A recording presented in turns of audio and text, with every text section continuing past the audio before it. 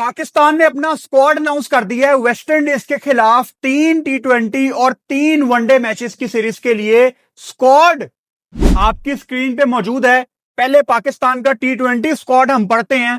सलमान अली आगा कप्तान, अबरार अहमद, फहीम अशरफ, फखर जमान, हारिस राउफ की वापसी हुई है, हसन अली की वापसी हुई है, हसन नवाज, हुसैन तलत अभी भी टीम में हैं, खुशदिल शाह, मोहम्मद हारिस विकेट कीपर, मोहम्मद नवाज अच्छी बैटिंग की तीसरे T20 मैच में, Sahibzada Farhan red hot form, अच्छा कमबैक किया, साइम अयूब, शहीन शाह आफरीदी वेलकम बैक होना चाहिए था, एंड सुफियान मुकीम। वनडे का स्क्वाड मोहम्मद रिजवान कप्तान, सलमान अली आगा वाइस कप्तान, अब्दुल्ला शफीक, मजा आएगा इनकी शॉट्स देखने का। Really looking forward to watch Abdullah Shafique, बड़ा खूबसूरत प्लेयर है। अबरार अहमद, बाबर आजम, फहीम अशरफ, फखर जमान, हसन अली, हसन नवाज।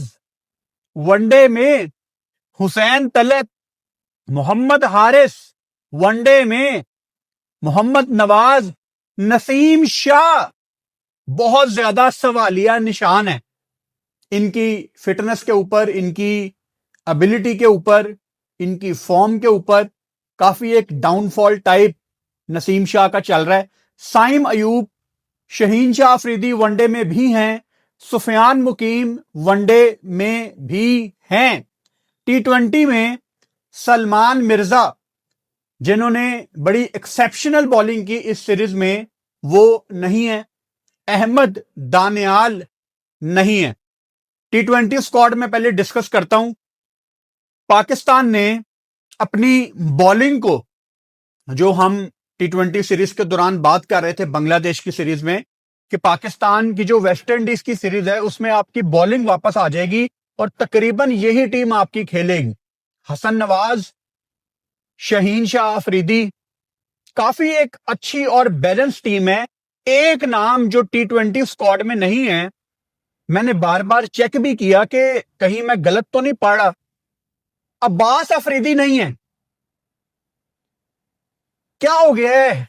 सलमान अली आगा, माइक हेसन, अब्बास अफरीदी के चाहे बहुत ज्यादा फैंस नहीं होंगे, यार वो बंदा पूरा ऑलराउंडर है।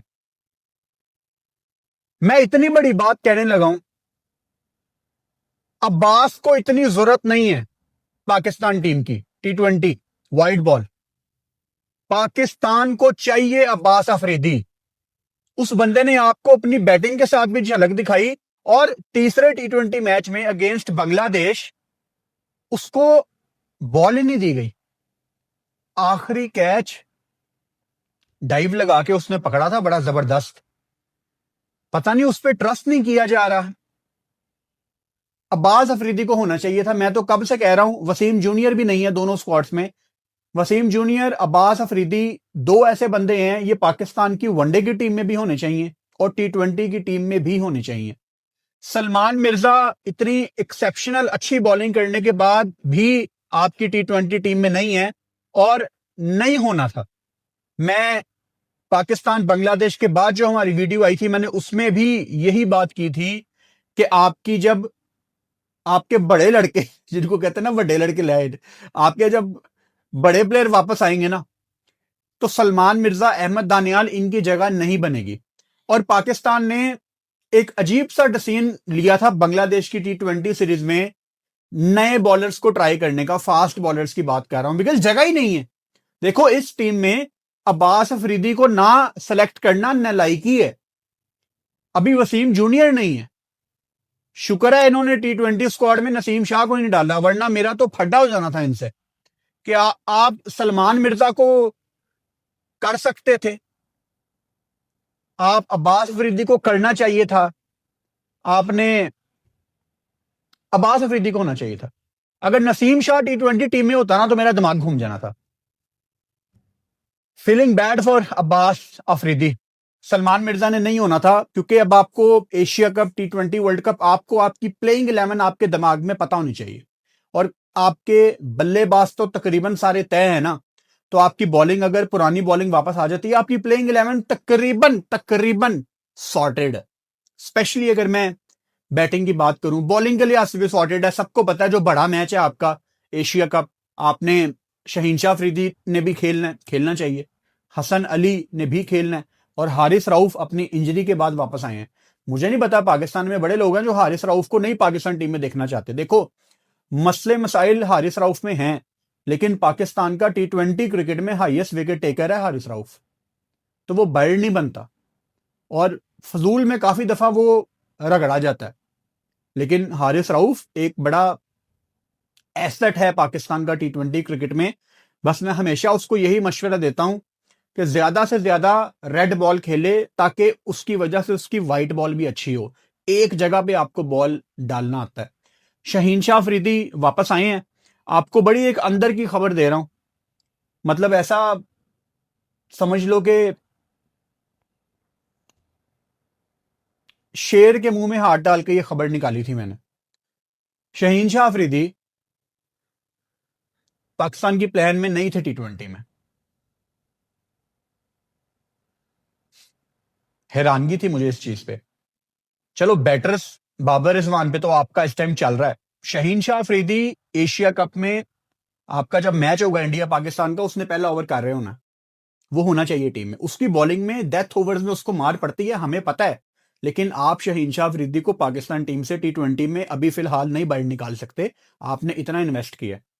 तो इनका दिमाग कब बदला? जब पाकिस्तान दूसरा मैच हारा ना, तो थोड़ा सा जरा ये मिलके बैठे और इन्होंने अपने प्लान्स को रिवाइज किया।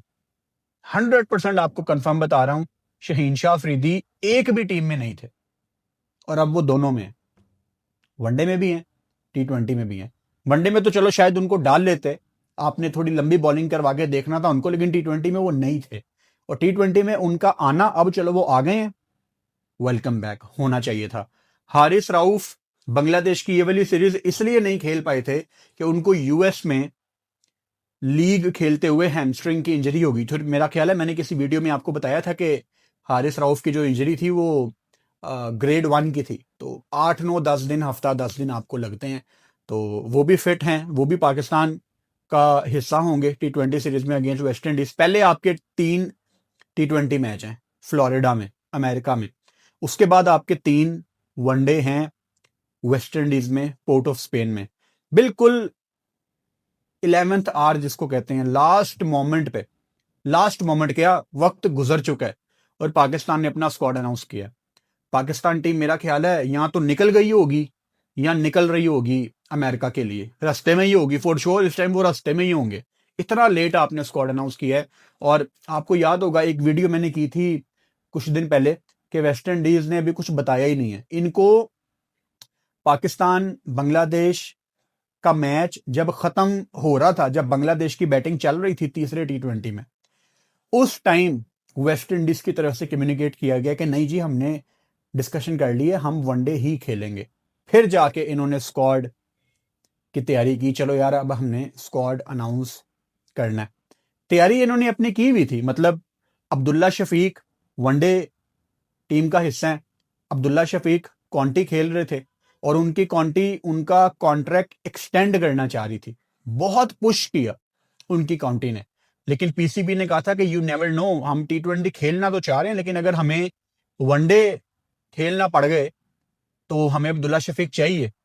और वहां पे कॉन्टी ने काफी पुश किया and they were making sense. उन्होंने कहा यार आप उसको यहाँ घर में बिठाएंगे लाहौर बुला के, उसको कॉन्टी खेलने दें।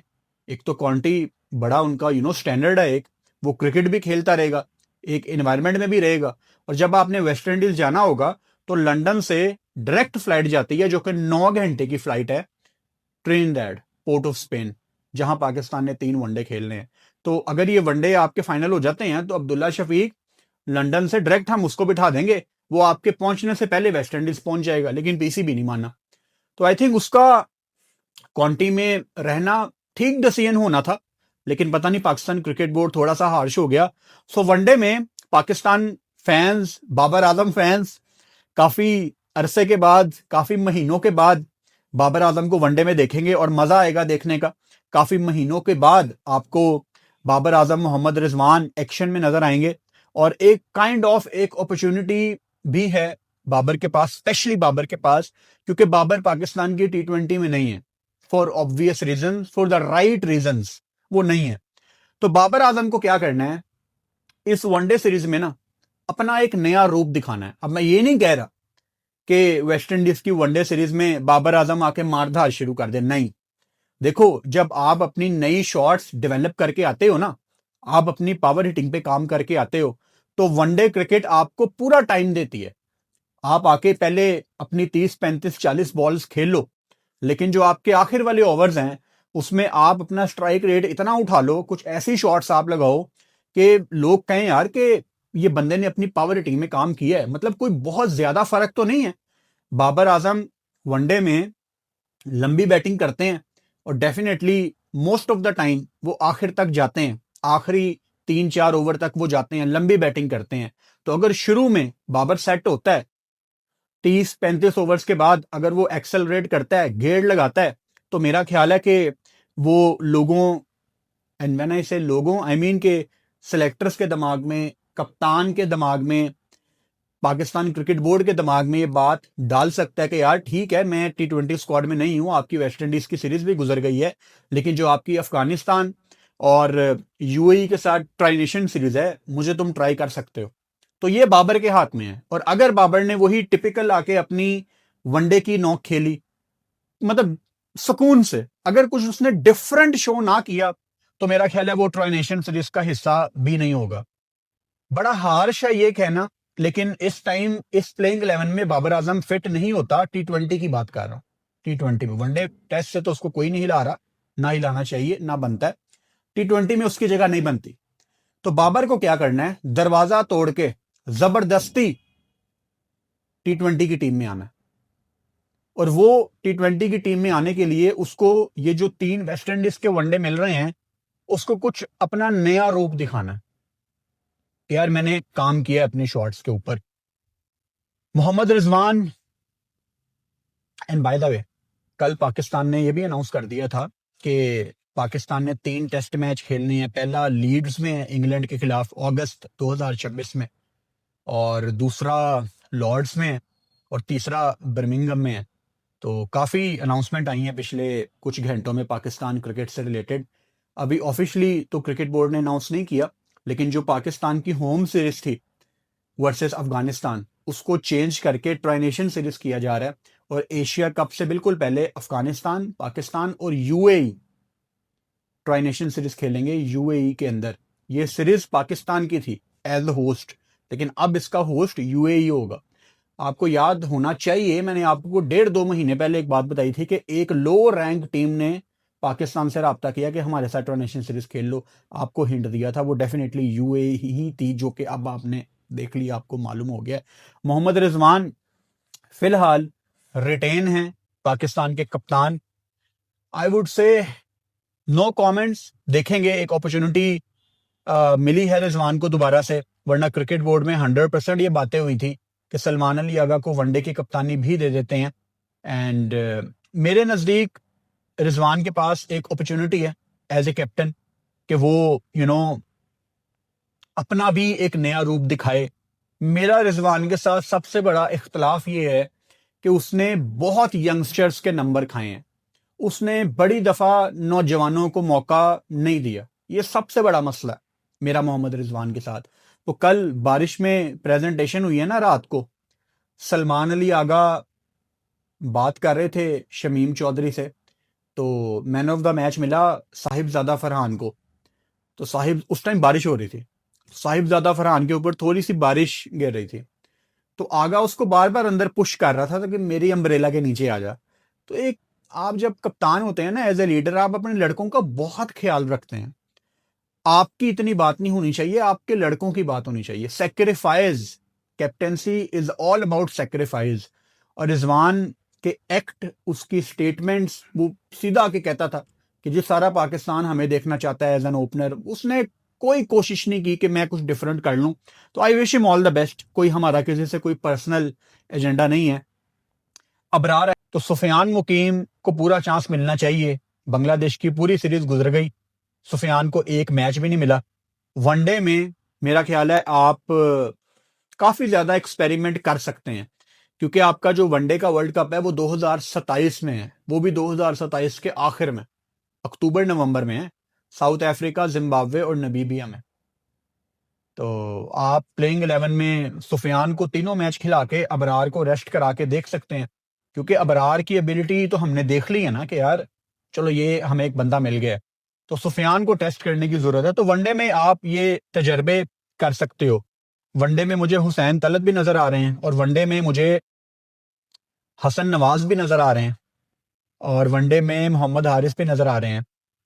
हसन नवाज का वनडे में होना, मेरा ख्याल है जो T20 के बहुत लड़के आपको वनडे में नजर आ रहे हैं ना, वो काइंड ऑफ शायद इनको एक कंफर्ट जोन देने के लिए रखा गया है, कि इनको प्लेयर्स को पता लगे कि यार आप हमारे प्लान्स में हैं, तो आपको हम अपने ड्रेसिंग रूम के इन्वायरमेंट के अंदर ही रखना चाहते हैं, which is a good sign. आपको वही लड़के काइंड ऑफ T20 में नजर आ रहे हैं, वही वनडे में नजर आ रहे हैं तकरीबन। तो आपकी एक सेटल स्क्वाड आपका बनता जा रहा है। ये यूएसए फ्लोरिडा में आपके पहले 3 T20 मैच हैं, और ये पाकिस्तान टाइम के मुताबिक तीनों मैच सुबह 5 बजे हैं। और आपके जो वनडे मैच हैं port of Spain, Trinidad West Indies में, वो शाम को 7 बजे हैं। आपके जो T20 मैच हैं वो तीनों नाइट के मैच हैं। फ्लोरिडा में बहुत गर्मी पड़ रही है, बहुत गर्मी पड़ रही है, इसीलिए वो मैच रात के टाइम में रखे गए हैं। और फ्लोरिडा का ये जो स्टेडियम है, इसकी लाइट्स के हवाले से करेंगे पाकिस्तान वेस्ट इंडीज की सीरीज पे प्रॉपर अब हमने बातचीत शुरू करनी है। तगड़ी सीरीज होगी।